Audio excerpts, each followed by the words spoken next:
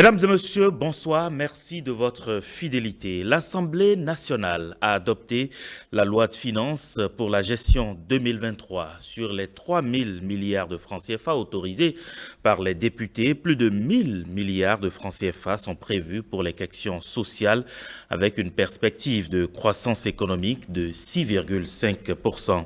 Le budget de l'État que porte donc la présente loi marque une accélération du hautement social et axé sur le développement durable. Cette loi des finances 2023 constitue-t-elle véritablement la matérialisation d'une politique économique et sociale en phase avec l'atteinte des objectifs du développement durable? C'est une question. Les impôts et taxes ont-ils augmenté dans cette loi des finances 2023 pour permettre donc d'obtenir des réponses à ces préoccupations légitimes? Nous recevons ce soir le directeur général des impôts, Nicolas Yenoussi. Bonsoir, monsieur le directeur général des impôts. Bonsoir, monsieur Beko. Merci d'accepter notre invitation. Pour conduire cet entretien avec moi, mon cher ami et confrère de Canal 3 Bénin, Clément Achadé. Bonsoir. Bonsoir, Loïc Ricardo Beko. Bonsoir, monsieur le directeur général des impôts. C'est un plaisir de vous retrouver et surtout d'avoir accepté notre invitation. Monsieur le directeur général des impôts, monsieur Nicolas Yenoussi, une question basique que je voudrais vous adresser, que les Béninois aussi, les citoyens, voudraient savoir. Quand on dit la loi des finances, c'est quoi? Merci beaucoup. Je voudrais dire bonsoir à tous nos téléspectateurs et profiter de l'occasion pour présenter à l'ensemble des contributeurs les vœux d'une bonne et heureuse année 2023. Pour répondre à votre question, je puis dire simplement que c'est la loi de finances de chaque année, c'est l'autorisation que le Parlement donne au pouvoir exécutif pour avoir des recettes, donc prélever les impôts, mobiliser des financements intérieurs et extérieurs et également engager et faire des dépenses donc pour le bien-être de la population. Vous avez commencé par le dire, vous parlez évidemment de l'année 2023, la gestion 2023 donc. Alors que dit la loi des finances gestion 2023 en termes, je dirais, d'introduction, si on doit la présenter? Merci beaucoup. La loi de finances pour la gestion 2023, d'une façon générale, comporte plusieurs mesures. Il y a des mesures purement budgétaires, il y a des mesures fiscales, de fiscalité intérieure, il y a également des mesures de fiscalité de porte que gère la Direction générale des douanes. Il y a bien entendu les recettes non fiscales qui relèvent du domaine de la Direction générale du Trésor et de la comptabilité publique. Il y a quelques mesures également qui concernent l'Agence nationale du foncier et des domaines, et il y a les budgets spéciaux, les comptes de trésorerie, tout ce que nous retrouvons au plan technique dans les budgets classiques. Alors justement, vous avez commencé par en parler. Sur la question des mesures fiscales, vous concernant précisément, qu'est-ce qu'on peut y retenir? Au niveau de la loi de finances pour la gestion 2023, dans votre introduction, vous avez voulu rapporter un peu l'inquiétude des populations, à savoir s'il y aura une augmentation des impôts, du niveau des taxes. La réponse est sans embâche non. Dans la loi de finances 2023, il n'y a pas de nouvelle création d'impôts, il n'y a pas une augmentation des impôts et taxes. On a juste réajusté les mesures qui existaient. Qu'il vous souvienne qu'en 2022, le Parlement a adopté un nouveau code général des impôts qui a été mis en vigueur. Il y a lieu de consolider tout ceci en faisant des ajustements là où il y a de petites erreurs ou de petites coquilles ajustées. On a poursuivi dans ce sens les discussions avec le secteur privé, ce qui a abouti donc à ces ajustements. Et en dehors de ça, il y a bien entendu dans la loi de finances les mesures hors code qui sont des mesures de promotion du secteur privé, des mesures en faveur des ménages et j'en passe. Donc globalement, il n'y a pas eu de nouvelles impositions. On gardera le niveau actuel donc, des prélèvements fiscaux. Monsieur le directeur général, c'est un peu étonnant. Dans la pratique, c'est rare qu'une administration fiscale, au cours d'un nouvel exercice, je dirais fiscal, si je peux le dire comme ça, n'écrit pas de nouveaux impôts ou de nouvelles taxes. Qu'est-ce qui justifie ce choix du gouvernement que vous avez traduit à travers cette loi des finances? Non, ce n'est pas étonnant parce que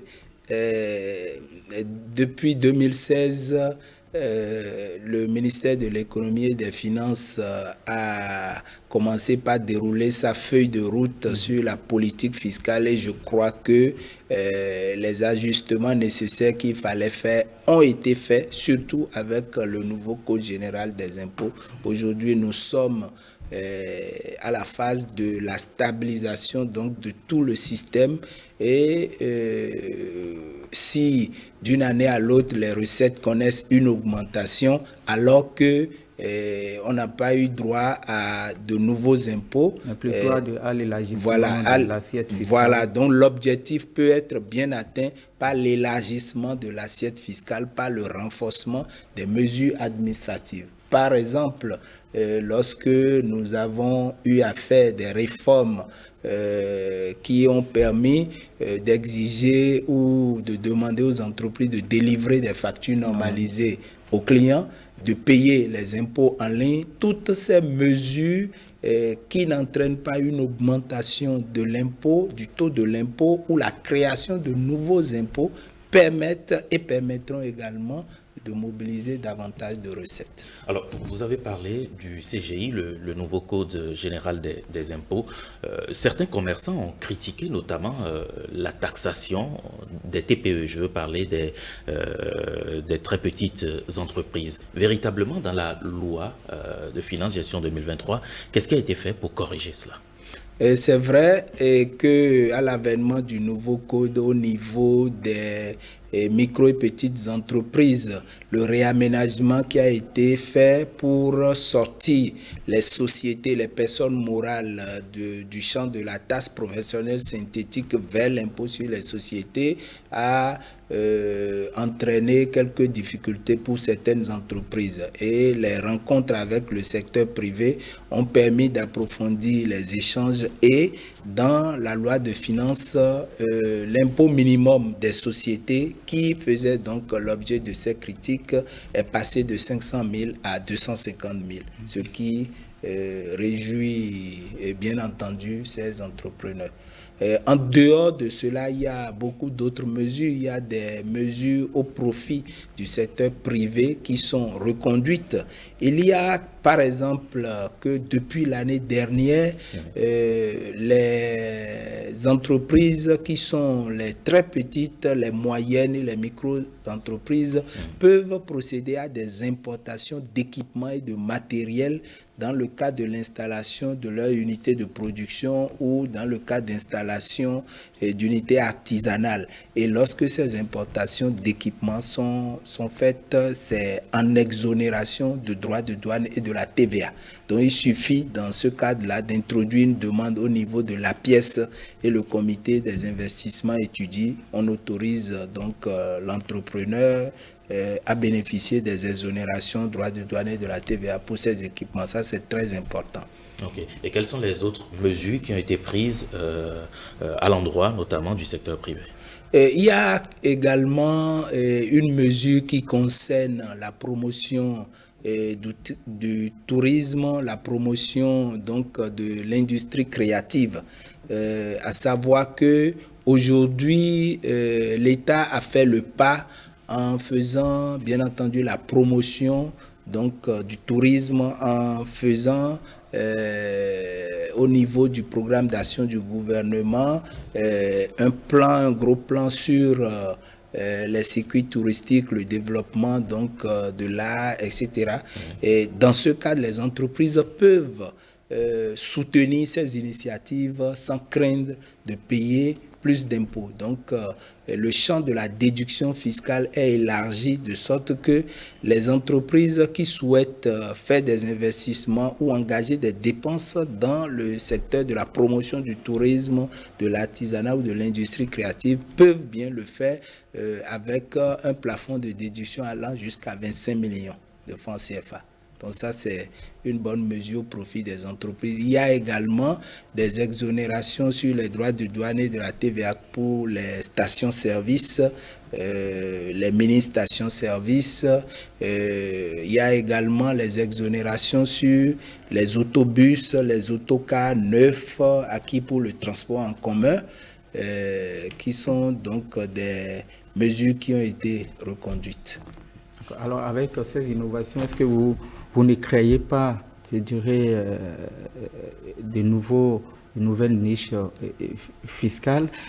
Quand on dit, par exemple, qu'on exonère ceux qui vont désormais accompagner la promotion du tourisme, est-ce que vous ne créez pas que les entreprises qui ne veulent pas, par exemple, payer les impôts aillent se cacher à ce niveau? Non, et tout ça est bien encadré. C'est pour ça qu'il y a un plafond.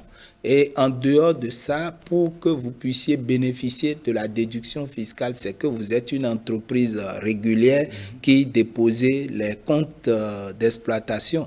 Donc, à tout moment, les services peuvent savoir, peuvent contrôler. Et en dehors de cela, la mesure est encadrée par les justifications et ces dons, ces financements-là doivent aller vers les destinations et le ministère en charge du tourisme prendra donc également des mesures réglementaires avec le ministre d'État chargé de l'économie et des finances pour bien encadrer. En tout cas, nous, on ne craint pas la fraude ou l'évasion par rapport à ça. Vous avez parlé à l'instant dans vos explications, monsieur le directeur général, des voitures neuves en réalité. Est-ce qu'on sait qu'en 2022, cette mesure avait été prise pour exonérer en réalité tous ceux qui veulent acheter des voitures neuves au Bénin? Est-ce que la même mesure a été reconduite dans la loi de finances gestion 2023? Bien entendu, elle est reconduite en 2023 également, comme en 2022. On peut acquérir les voitures neuves. Avant, c'était les camions, oui, les gros porteurs, les bus et les autobus. Donc, la mesure a été élargie aux petites voitures que nous appelons communément les voitures de tourisme ou les voitures particulières. Donc, la mesure continuera pour 2023 lorsque vous importez directement en votre nom, vous ne paierez pas la TVA, vous bénéficierez d'une réduction des droits de douane jusqu'à 90% pour les voitures neuves, bien entendu, ou bien lorsque vous vous adressez directement à un concessionnaire sur place pour l'acheter, les mêmes avantages vous sont accordés. Donc la mesure est bien reconduite. Alors, il me plaît, monsieur le directeur général, d'aborder à présent un sujet important, sujet évoqué récemment par le président de la République à l'occasion donc de sa rencontre avec les partenaires sociaux. Le chef de l'État a annoncé les punitions pour tous ceux-là qui ne déclarent pas leurs employés. Il a parlé donc de travail au noir qui sera donc sanctionné comme cela se doit. Je vous propose tout d'abord de suivre cet extrait du président de la République et puis on revient juste après. Notre volonté, c'est que tous ceux qui emploient quelqu'un, y compris même les employeurs individuels, combien de gens ici, comme je l'ai dit la dernière fois dans la salle, n'ont pas un chauffeur, un personnel de maison. Et nous avons dit que l'emploi au noir est puni par la loi. Nous allons bientôt commencer par sévir. Tous ceux qui ont du personnel de maison non déclaré, bientôt, vont devoir en répondre. Mais pour que les gens répondent de leur forfait, il faudra aussi qu'on les oblige pas à être dans l'illégalité.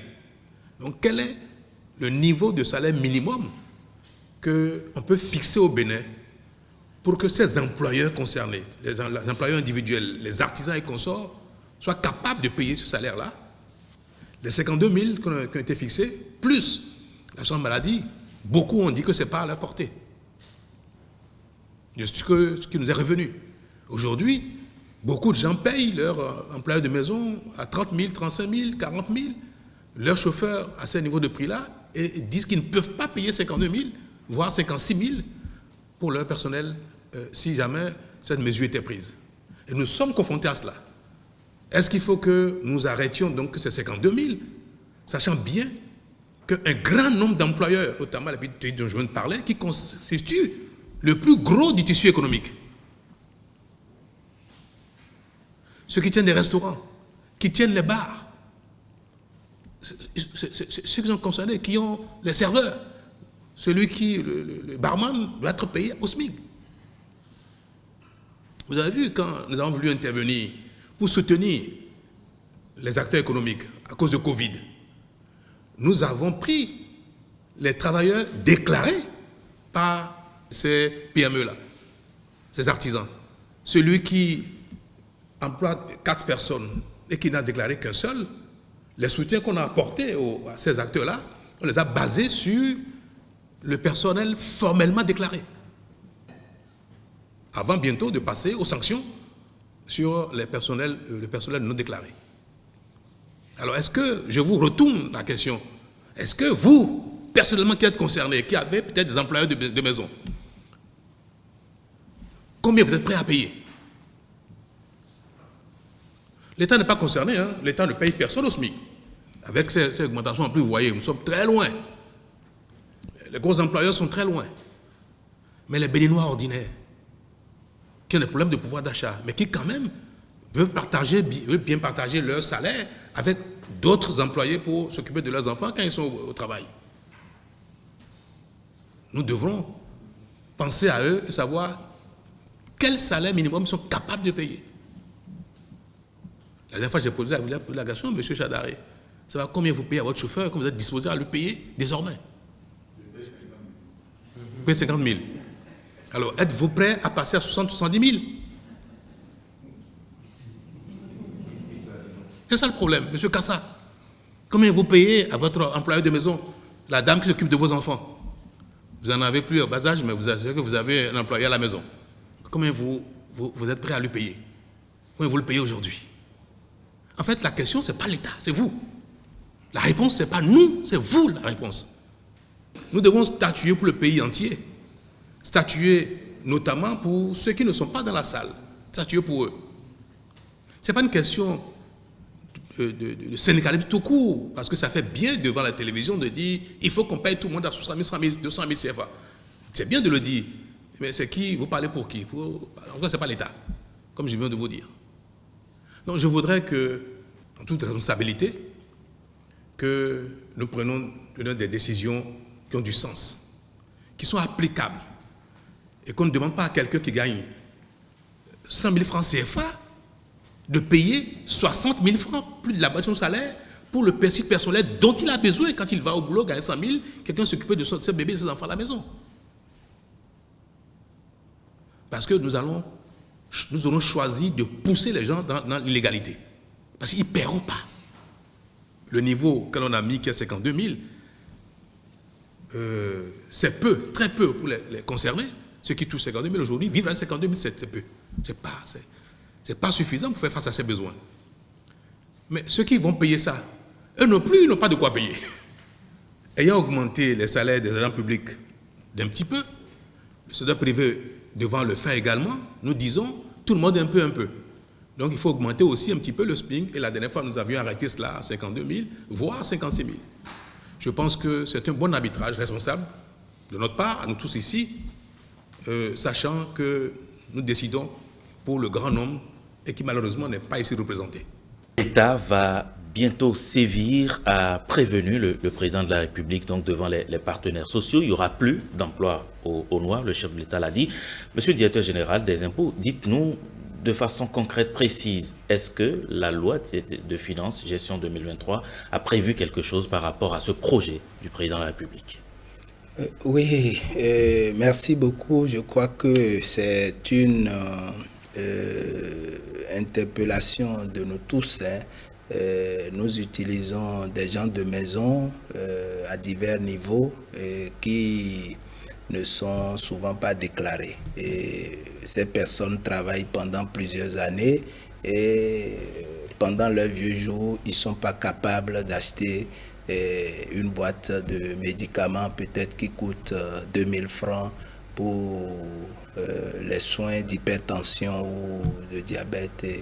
C'est assez triste, donc c'est vrai et que c'est important. C'est pour ça que dans la loi de finances 2023, il est déjà prévu une exonération du versement patronal sur les salaires pour les employeurs qui payent le personnel domestique. Soyez plus explicite. Voilà, pour être plus clair, vous, Monsieur Kweku, vous employez un chauffeur.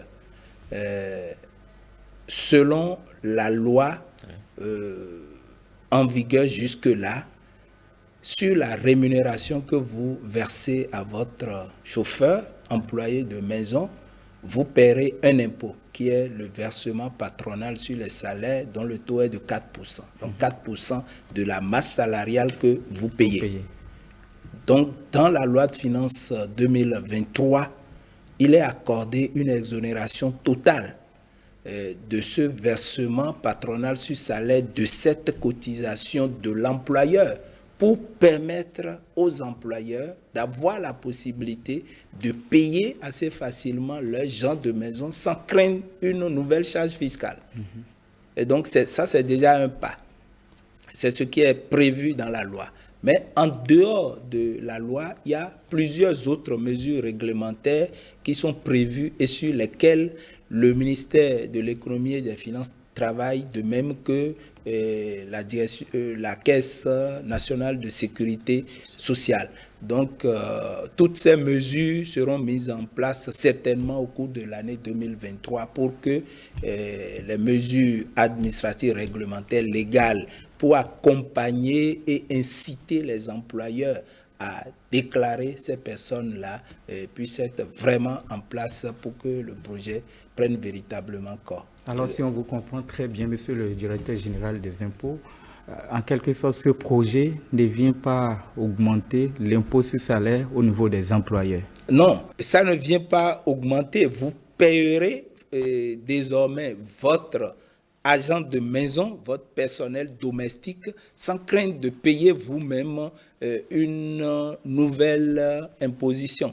Donc, en principe, s'il n'y avait pas cette exonération dans la loi de finances 2023, c'est que, voilà, vous payerez une charge supplémentaire au plan fiscal.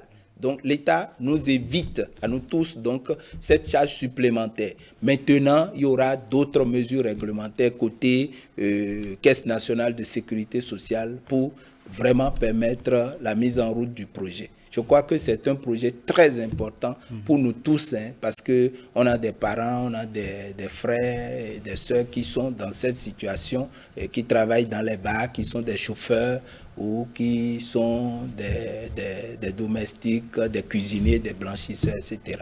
Et les tests existent déjà au niveau de la Caisse de sécurité sociale. Il y a un arrêté qui réglemente cela lorsque vous travaillez, ces personnes-là ne travaillent pas forcément au même endroit pendant 30 jours.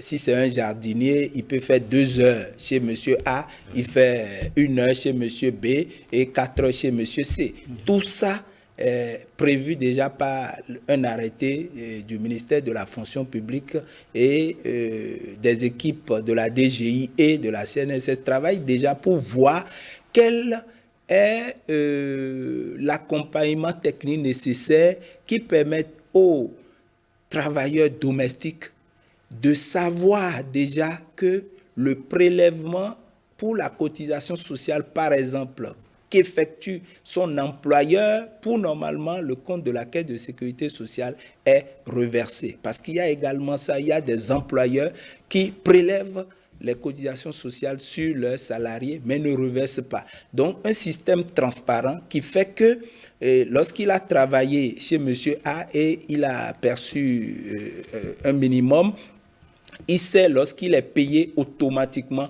la part qui va à la sécurité sociale. Lorsqu'il va chez M. B pour travailler, il est payé. Il sait en même temps combien est allé à la cotisation sociale et lui-même, il suit sa cotisation. Il n'est pas surpris au bout de 30 ans de constater que son employeur n'a pas fait le reversement. Donc le système sera transparent et lui-même pourra suivre ce qui va garantir vraiment l'efficacité donc, de la mesure et l'aboutissement de ce projet très important. Un bon projet, un projet très important, dites-vous, mais est-ce que vous ne craignez pas, monsieur le directeur général des impôts, je dirais une certaine fuite de certains employeurs à pouvoir véritablement mettre donc en œuvre cette mesure pourtant très importante, pourtant salutaire pour les Béninoises et Béninois? Oui, je ne vais pas séparer ce projet du projet Arche qui est en cours. Parce que le chef de l'État l'a dit également voilà. à l'occasion de cette rencontre. Donc tout ça, c'est un ensemble et nous devons accepter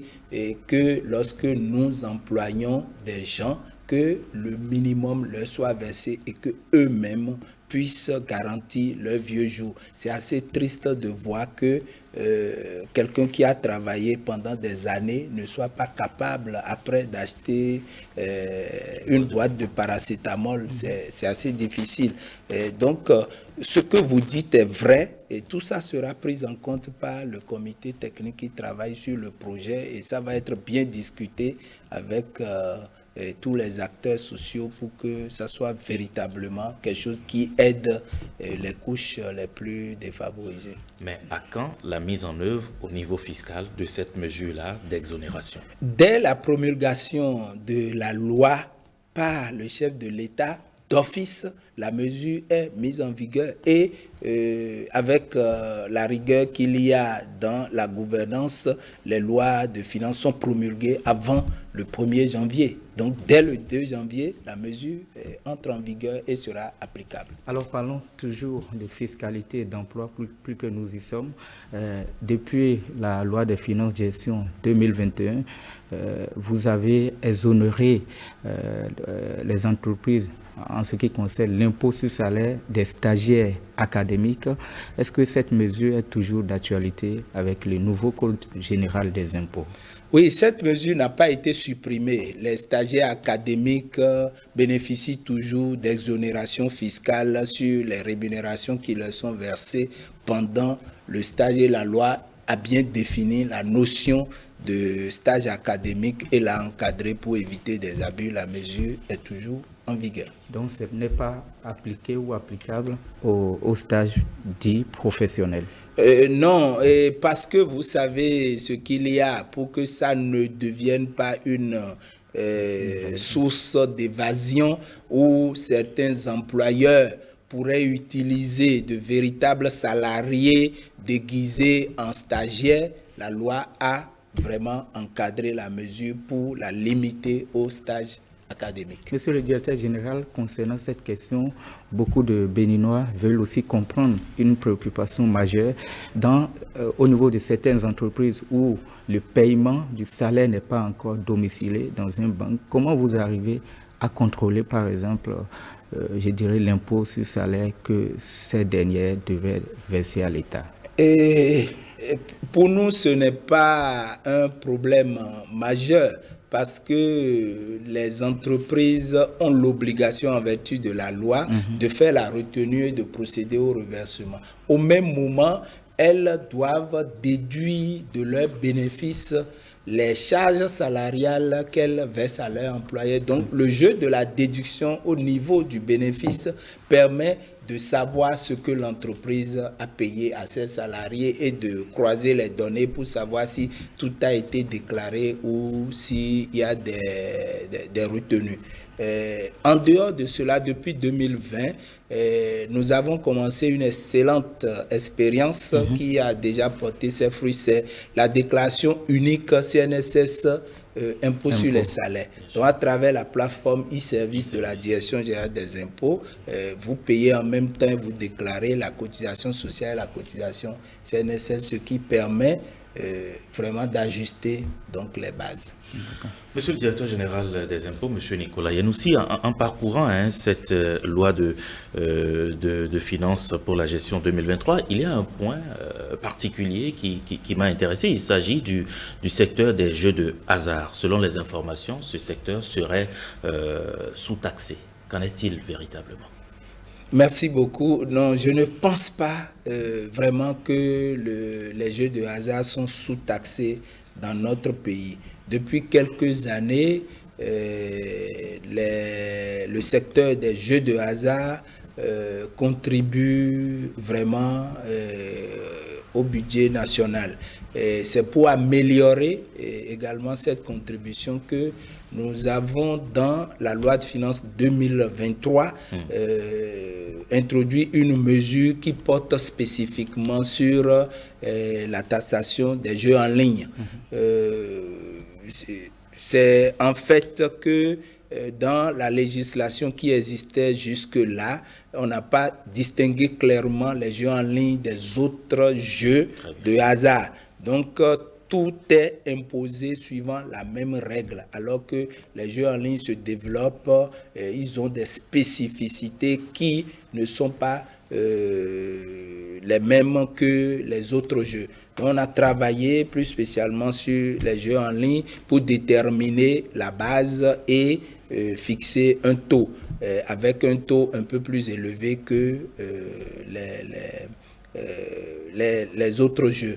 Donc, on a fait ce travail avec les acteurs du secteur. Je crois que la contribution des jeux va pouvoir s'améliorer. Alors, quand vous parlez des jeux en ligne, Ricardo, je pense directement à Insbet et autres jeux. Est-ce que c'est ces jeux que vous taxez désormais? Bien sûr, ces jeux étaient toujours taxés. C'était toujours taxé. Je l'ai dit en introduction, il n'y a pas de nouveaux impôts, de nouvelles taxes pour 2000. Voilà. Donc, on a travaillé l'assiette de ces jeux de hasard et pour éviter tout contentieux, tout conflit, on a défini clairement l'assiette des jeux de hasard et distingué les jeux de hasard des autres jeux parce que ça devient un enjeu important et si on n'anticipe pas, on risque d'être en déphasage. Donc, ce n'est pas une nouvelle taxe puisque les jeux en ligne étaient toujours taxés, contrairement à ce qui se dit, ces jeux en ligne étaient toujours taxés, mais on a travaillé pour clarifier l'assiette des jeux en ligne et bien encadrer cela. Il n'y a pas de nouvelles impositions, avez-vous dit, monsieur le directeur général des impôts, mais le Béninois, il reste sceptique parce que j'ai rappelé dans mes propos liminaires un budget de plus de 3 000 milliards. Comment réussir tout ça sans pouvoir véritablement faire saigner les poches du Béninois puisque nous sommes budget essentiellement fiscal? Non, ce que nous allons faire en 2023, repose sur deux piliers. C'est l'élargissement de l'assiette et puis la modernisation du mode de collecte des impôts, simplement.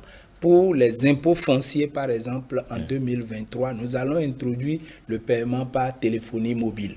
De sorte que quand vous recevez vos avis d'imposition, d'impôts fonciers de votre maison, comme cela se fait pour les factures d'électricité et d'eau aujourd'hui, vous pouvez payer et obtenir votre quittance. Donc, c'est l'introduction des technologies nouvelles dans la collecte de l'impôt va forcément améliorer les recettes parce que ça va réduire les contacts avec les usagers, ça va réduire des marchandages à certains niveaux, ça va boucher des trous, les recettes vont s'améliorer. Et en dehors de ça, il y a bien entendu l'élargissement de l'assiette fiscale avec toute une stratégie que nous avons mise en place pour augmenter le nombre de contributeurs. Alors, quand vous parlez de ces réformes, quand vous parlez de cette modernisation du mode ou des modes de collecte d'impôts, en 2022, vous avez fait une sortie tout récemment. On a appris que vous avez mobilisé, je crois, 790 milliards. Avant fin décembre, nous ne sommes pas totalement à la fin. une régression ou une progression comparée aux années antérieures? Non, ce n'est pas du tout une régression. Au contraire, la collecte de l'impôt s'améliore d'année en année. Pour 2022, les objectifs budgétaires remaniés avec le collectif budgétaire qui a été voté donc vers la fin de l'année, portait les prévisions de recettes de la Direction générale des impôts à 792 milliards, un peu plus de 792 milliards. Et on est sûr qu'à la fin de l'année 2022, on va dépasser largement, puisque à date, on l'a déjà dépassé, donc on finira peut-être autour de 795 milliards. Et l'objectif de 2023 sera de 869,9, donc pratiquement 870 milliards, parce que le potentiel existe même sans créer des impôts. Ceux qui ont des arriérés d'impôts vont pouvoir faire le pas pour les payer. Et c'est d'ailleurs pourquoi dans la loi de finances 2023, il est prévu une excellente mesure. Laquelle? À savoir la remise des majorations et des pénalités de retard pour ceux qui vont payer l'intégralité de leurs dettes en matière d'impôts fonciers. Soyez plus clair. Vous êtes propriétaire d'une maison d'habitation ou que vous avez donnée en location, vous avez l'habitude de payer des impôts fonciers. Vous avez une ardoise à la DGI, vous n'arrivez pas à payer depuis plusieurs années, ou bien vous avez pris des engagements pour payer selon un échéancier précis. Pour l'année 2023, on vous remettra gracieusement les pénalités de retard, les majorations de retard si vous payez l'intégralité de votre dette. C'est ce que ça veut dire. D'accord. Donc, seulement si on paye l'intégralité. Vous payez l'intégralité et vous ne payez pas les majorations. Et on sait très bien que les majorations, dans certains cas, sont assez élevées. Ça fait peut-être au moins 20% donc, des dettes. On va remettre tout cela et les collectivités locales également accompagnent bien ce mouvement. Je crois que ça permettra aussi d'atteindre les objectifs. Comme on l'a dit, on n'a pas créé de nouveaux impôts, mais on va améliorer la collecte. Vous parlez du foncier, de l'habitation, transition toute faite. J'allais vous adresser d'ailleurs cette question, monsieur le directeur général des impôts. Dans le Code général des impôts, le nouveau Code général des impôts, il y a l'article 106, justement, qui revient sur les retenues, notamment sur le loyer à payer. Il y a, selon nos informations, des difficultés dans l'application donc des dispositions du nouveau Code général des impôts relatives notamment à la retenue, donc à la source de l'IRF. Expliquez-nous véritablement, parce qu'il y a beaucoup de plaintes et ça fait que les propriétaires et parfois les locataires ne s'entendent pas. Il y a un cas pratique dont j'ai eu l'information et il faut qu'on puisse en parler. En principe, il ne devait pas y avoir de difficultés pour la simple raison que le législateur a anticipé un peu sur le comportement donc, de la population en dispensant les personnes physiques de retenue. C'est-à-dire que si vous, personne physique, vous êtes locataire quelque part, vous n'avez pas le droit de faire une retenue sur les loyers que vous payez à votre propriétaire. Vous ne pouvez pas. La loi ne vous donne pas cette autorisation. Donc, il n'y a pas de confusion à faire. Les personnes qui sont autorisées à faire des retenues sur les loyers sont les personnes morales. Parce que les personnes morales sont des redevables d'impôts qui sont répertoriés chez nous. On les connaît, on peut engager assez facilement l'action administrative contre ces personnes-là. Par contre, les personnes physiques, nous sommes des millions de personnes et ça va être difficile. Il y aura des locataires véreux qui vont utiliser cette astuce pour ne pas payer leurs propriétaires. Donc, le législateur a anticipé déjà sur cette question. Pas de retenue lorsque le locataire est une personne physique. Par contre, lorsque le locataire est une entreprise, les entreprises sont autorisées à faire une retenue de 12% sur les loyers avant de payer le net à leur propriétaire. Et la loi a prévu des sanctions contre les locataires qui ne le feraient pas. Donc vous êtes locataire entreprise, locataire personne morale. Vous avez l'obligation de faire la retenue de 12%. La loi de finances de gestion 2023 a réduit le taux de la retenue à 10% lorsque le bailleur lui-même est une personne morale. Parce que l'impôt sur les revenus fonciers des personnes morales est plafonné à 10% des recettes. Donc, pour éviter que ces personnes ne se retrouvent dans une situation de crédit d'impôt, la retenue a été réduite à 12%. Donc, pour venir un peu aux difficultés d'application, la réalité, c'est qu'il y a certains propriétaires de maisons, certains bailleurs qui ne veulent pas payer leurs impôts, qui sont de mauvais propriétaires, de mauvais bailleurs, qui ne veulent pas payer et mettent en difficulté leurs locataires qui souhaitent faire la retenue. Le locataire est conforme, veut respecter la loi, veut appliquer la loi et procède à la retenue de 12% sur le loyer, mais le propriétaire refuse et parfois le propriétaire le menace d'expulsion. Voilà. Non, et si nous on est informé de ces cas, automatiquement nous allons agir, conforter la position du locataire en lui demandant et conformément à la législation fiscale en vigueur de procéder à la retenue. Et, si possible, de poursuivre pour fraude fiscale les propriétaires qui tentent d'expulser leurs locataires du fait de la retenue. Justement, parce que je vous le disais, il y a un cas pratique où aujourd'hui le propriétaire demande donc au locataire de sortir. Quelle devrait être la réaction des locataires quand ils se retrouvent dans ces conditions-là? Non, le locataire se trouve dans ses droits.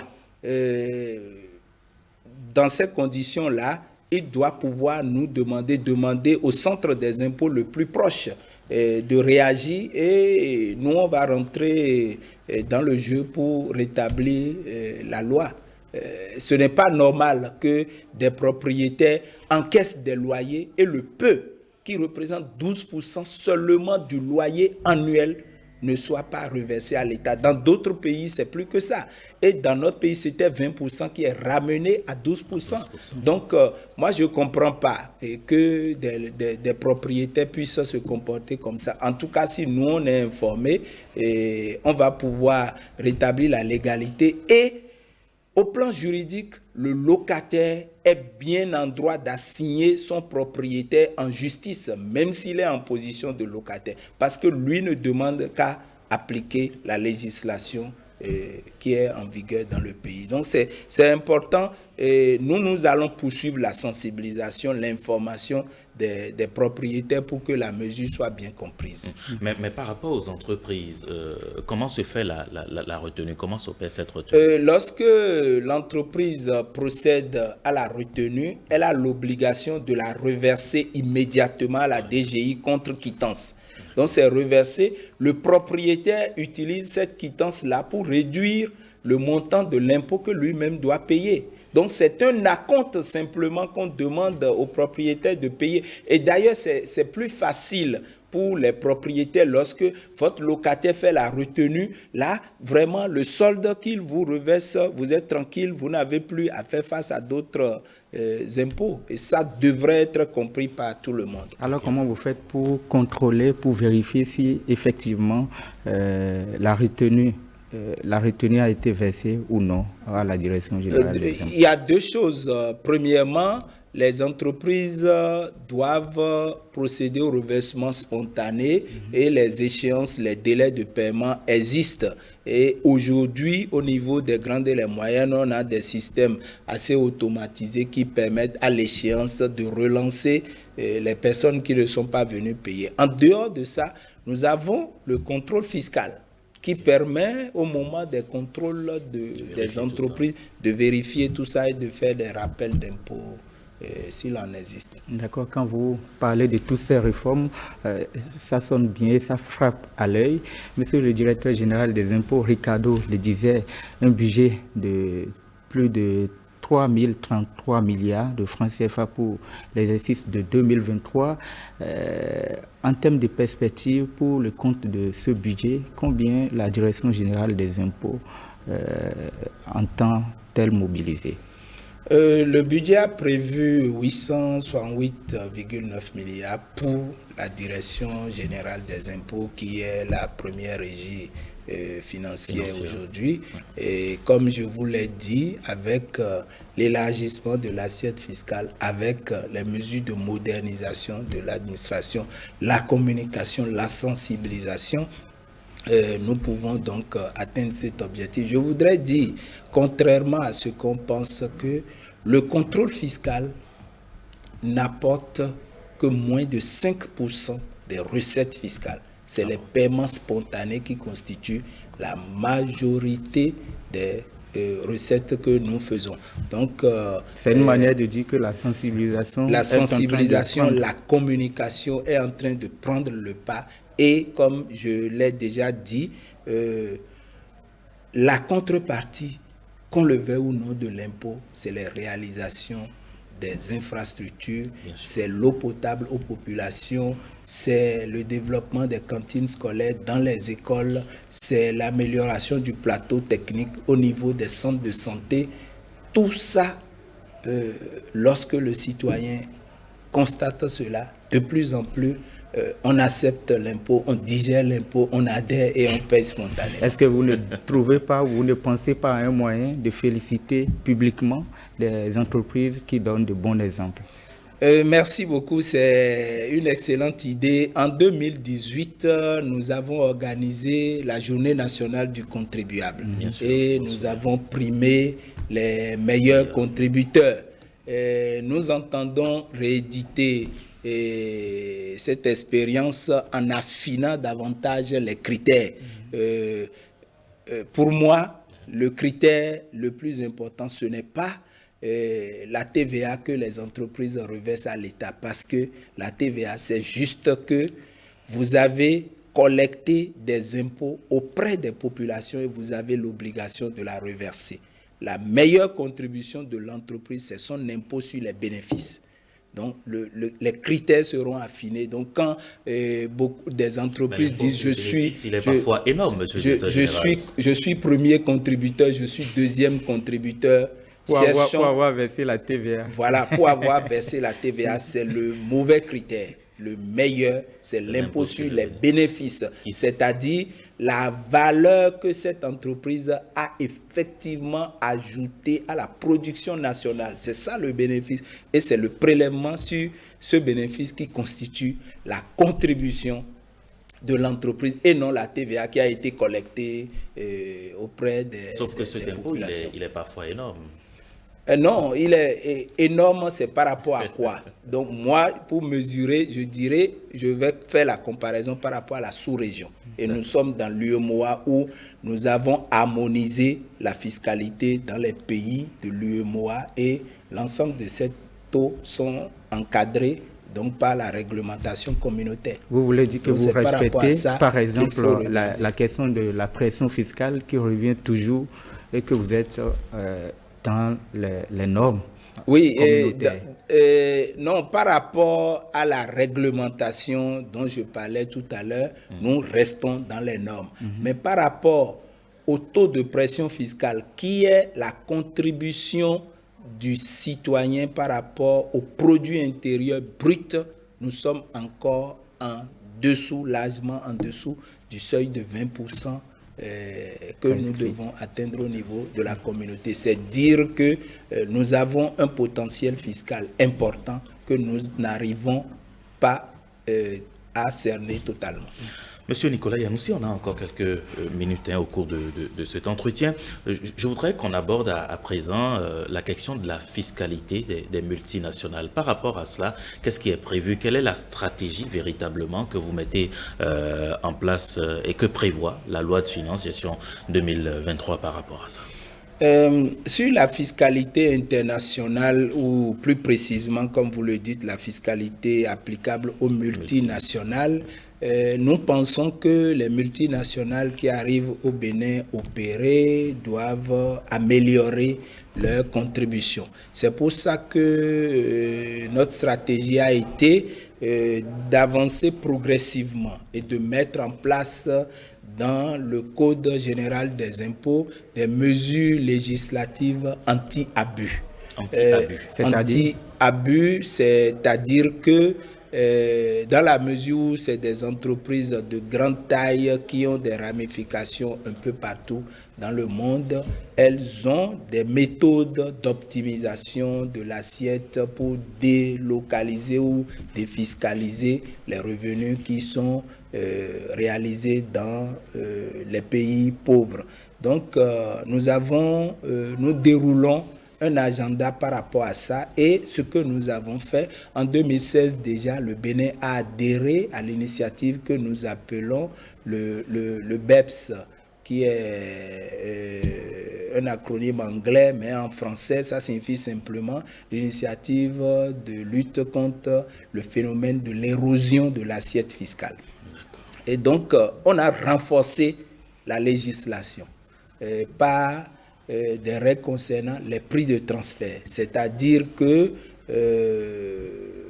les entreprises du groupe, de plusieurs groupes qui sont dans des grands groupes, peuvent user des techniques pour gonfler les prix d'achat dans les pays où il y a une fiscalité un peu forte, réduire et transférer les bénéfices vers d'autres fiscalités. Donc, on a mis cette disposition-là dans la loi, ce qui n'existait pas avant. On a poursuivi avec l'encadrement des intérêts, des emprunts que se font les entreprises de groupe.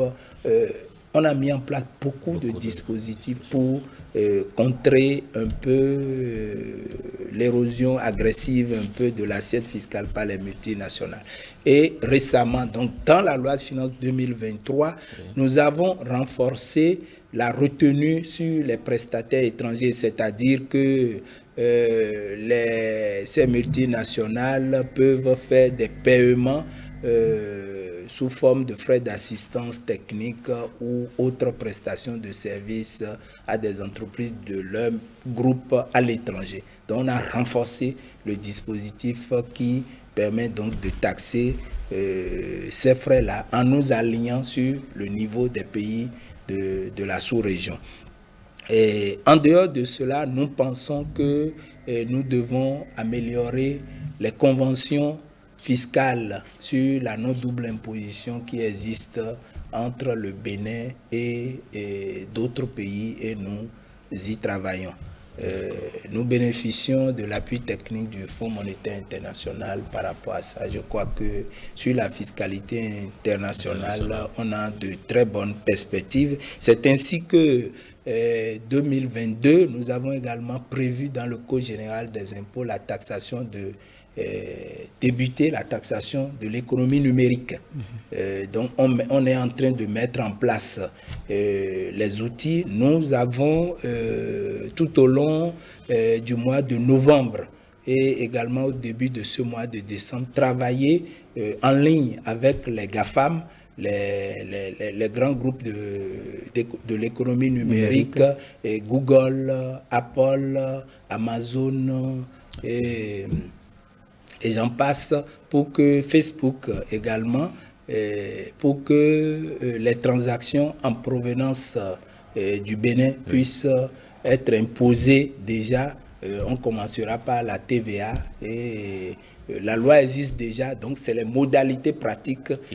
Voilà, donc ils ont posé quelques exigences, à savoir immatriculation simplifiée, déclaration plus simple, tout ça. Donc on a accédé à leurs doléances et nous travaillons pour que d'ici à là, ils commencent pas à collecter pour notre compte. Mais en ce qui concerne l'impôt sur les bénéfices, nous suivons les orientations de l'OCDE qui travaille sur le sujet d'un impôt minimum de 15% pour que ces GAFAM doivent payer au niveau de chaque État. Ça, c'est un mouvement mondial. Le Bénin ne peut pas faire cavalier seul. Donc, on suit le mouvement, on suit l'OCDE au moment où le projet de test va être adopté. Chaque État pourra l'internaliser dans sa fiscalité locale. Alors, parlant de l'économie numérique, vous en parliez tout à l'heure, il y avait cette critique relative, je dirais, à la taxation du matériel informatique. Est-ce que cette mesure aussi, finalement, en lien avec la bonne nouvelle que vous annoncez, a été supprimée ou reconduite? Non, le matériel informatique depuis quelques années... Numérique parle aussi de l'informatique. Oui, il n'y a pas que les impôts. Ne voyons pas que la solution impôt pour régler tel ou tel problème. C'est une des mesures. Mais pour l'instant, notre pays a opté pour taxer donc, le matériel informatique et on pense que les ressources générées dans ce cadre peuvent être utilisées pour financer le développement des startups, pour encourager le développement du secteur numérique tel que cela se fait aujourd'hui. Donc, l'outil du gouvernement n'est pas que les exonérations. Monsieur le directeur général des impôts, nous sommes au terme de cet entretien. Je vais vous demander de conclure. Merci beaucoup. Je voudrais dire que avant de conclure, qu'il y a une mesure concernant la création d'un fonds pour le développement du sport. Au niveau de la taxe de développement du sport, il y a quelques années, cette taxe a été créée. Les entreprises ont bien adhéré et ont apporté leur contribution. Dans la loi de finances 2023, le dispositif a été revu, non pas pour augmenter le taux, mais juste pour créer le fonds de développement du sport, dont les recettes provenant de la taxe de développement du sport vont alimenter ce fonds, et le ministre de l'économie et des finances, de même que le ministre en charge des sports, donc vont sortir plus tard les modalités donc, de fonctionnement et de gestion de ce fonds. Ça, c'est très important. Je voudrais conclure en remerciant tous les Béninois, puisque ce que nous faisons, c'est grâce à la contribution de tous. Je voudrais donc les saluer, les remercier, et remercier particulièrement les grandes entreprises du Bénin, et remercier également les très petites entreprises qui font beaucoup d'efforts pour apporter leur contribution. Je voudrais rassurer les uns et les autres que la Direction générale des impôts travaille pour faciliter l'impôt. C'est pour ça que 2023, nous allons encore faire des réformes de modernisation, de paiement des impôts fonciers, par exemple par téléphonie mobile, où les gens seront capables d'accéder à leur compte, d'avoir leurs avis d'imposition, par exemple, sans aller dans un service des impôts. Donc, nous allons faire toutes ces réformes pour que on facilite la vie aux populations, parce que pour payer les impôts, on ne doit pas souffrir, on ne doit pas subir des tracasseries, on doit pouvoir payer assez aisément. Merci, Monsieur le Directeur général des impôts, Monsieur Nicolas Yanoussi. Clément Atchadé, merci également d'être passé sur ce plateau pour pouvoir conduire donc cet entretien. Nous recevions le directeur général des impôts, M. Nicolas Yanoussi. Vous en savez donc un peu plus désormais, mesdames et messieurs, sur les mesures fiscales contenues donc dans la loi de finances gestion 2023. Il n'y a pas eu de nouvelles impositions et de nouvelles taxes. Il y a plutôt des réajustements, toutes choses donc qui visent à l'élargissement de l'assiette fiscale et à la mise en œuvre des réformes de modernisation, surtout a annoncé et a rappelé le directeur général des impôts 2023. S'annonce donc bien, a promis Nicolas Yanoussi. Merci, monsieur le directeur général, d'être passé sur ce plateau. Merci à vous. Merci beaucoup. Mesdames et messieurs, c'est la fin de cette émission. Merci de votre fidélité. Bonsoir chez vous.